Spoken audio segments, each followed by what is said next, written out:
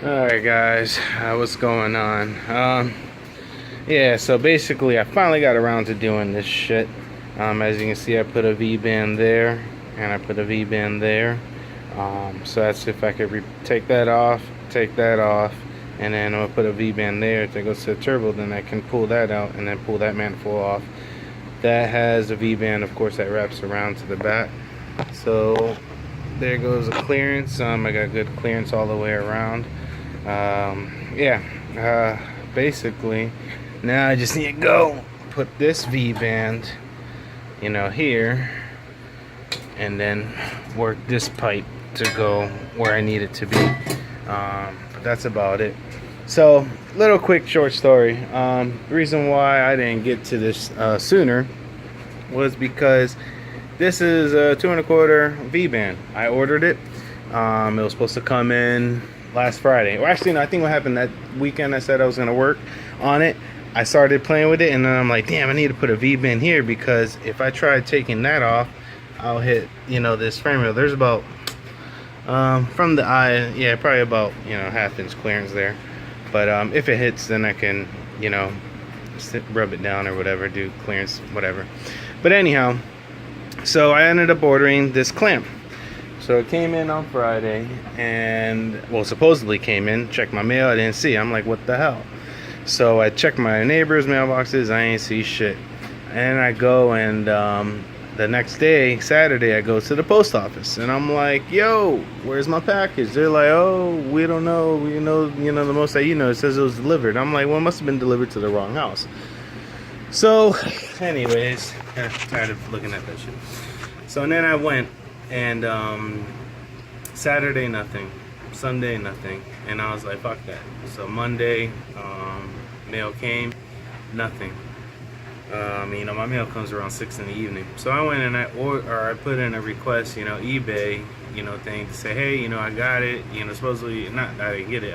It was shipped, but UPS lost it. Can you put in a claim and send out another one and do something?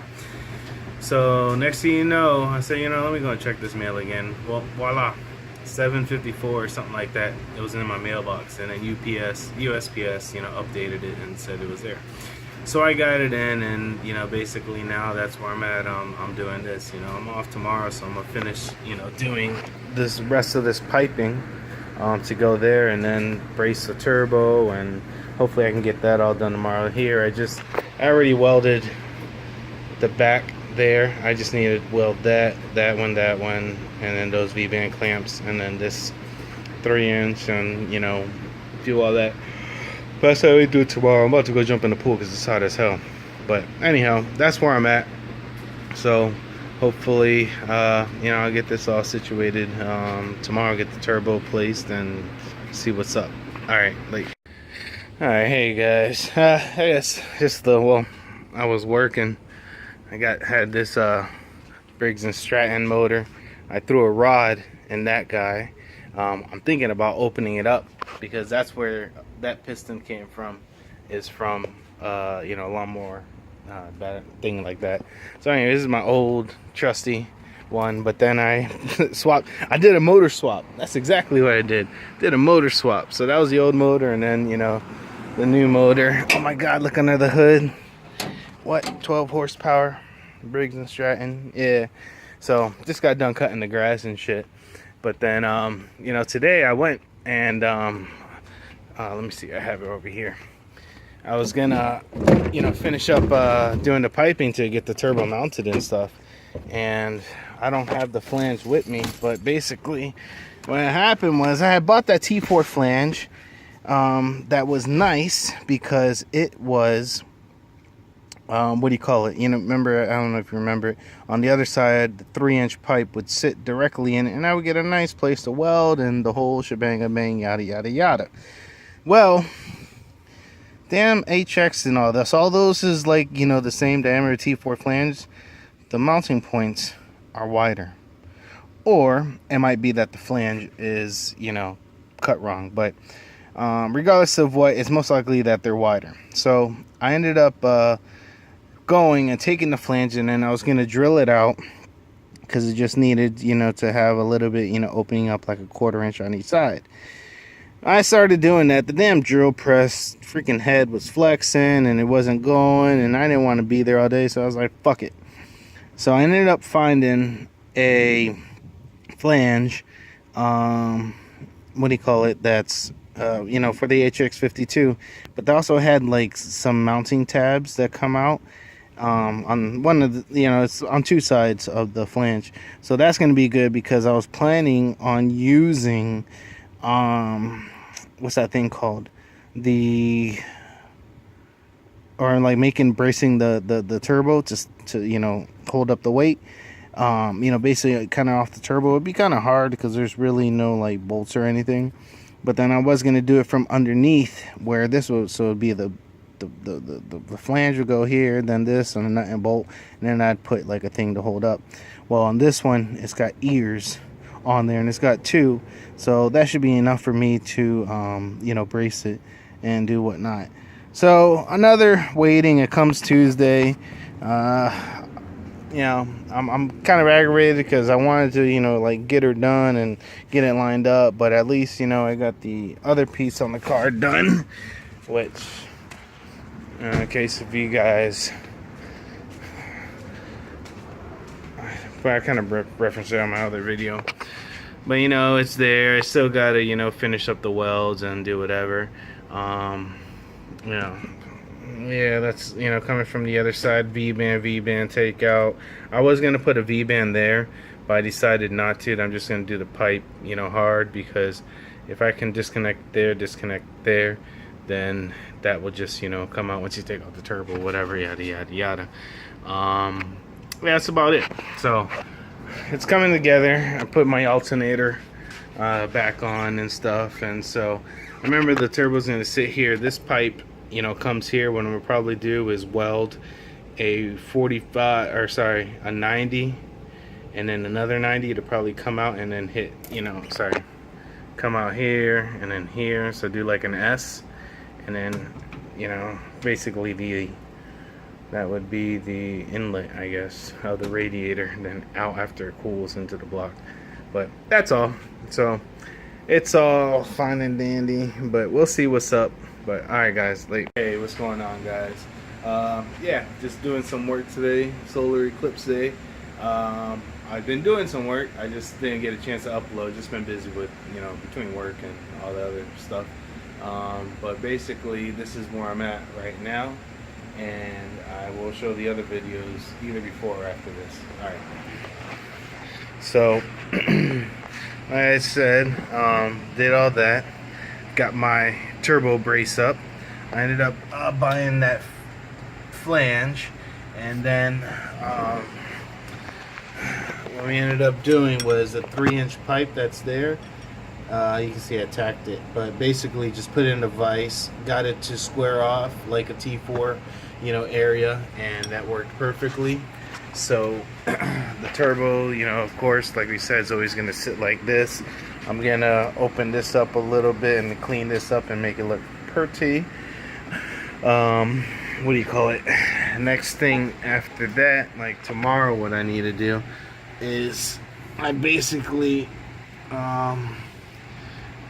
get a coupler, and you know, that's how it's going to, you know, weld. I kind of got my marks right now, but then this turbo, I got it a little shifted, but it's gonna sit something like that, you know, with the pipe, and then that's the clearance for the belts. And then what I'm gonna do is, because these guys, when they made this flange, they made these ears, and this is a nice flange actually, and so it's tapped with some bolts that they had supplied. But basically this, I might, you know, well, I'm gonna build a bracket to go there, probably do like a angle bracket, so that can support the weight of that, and then also do another bracket from this one here to this bolt here. They'll probably go like another L bracket, and then cross, do an angle brace, and then that will support the massiveness of this turbo. So then also what I found was, because these V-bands to get are a pain, these Volvo flanges, you got to go to like, you know, diesel truck shit, whatever, like international freight liners, even though this came on the Volvo D12. But I found that a 3.5 inch outside diameter, no, inside diameter pipe will sit. Oh, actually, on this side, this is a 3.5 inch. This one will be a 3 inch. So a 3 inch will sit in there, and it sits right on the wall. So then I can weld it all along around here. Perfect. Get some, and then I'll come out for a little bit, throw a V band, and then come out and then build my, you know, to go to my down pipe. So come out, you know, like there, V band, then piping, come out around and down, and I don't know if I need to put, you know, a flex pipe here and one down there.